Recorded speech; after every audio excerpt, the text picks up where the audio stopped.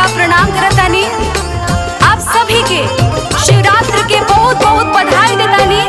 आई गाना के साथ साथ हम चाहते कि आप सभी हमरा साथे गाएं और भोले बाबा के भक्ति में डूब जाएं। फूल माला के परत हाथी घोड़ा लेके साथ भोला बाबा के पुजारी बोले बम भोले। भीड़ लागता परत लोग जोड़ी दोनों हाथ आके भोला के दुआरी बोले बम भोले।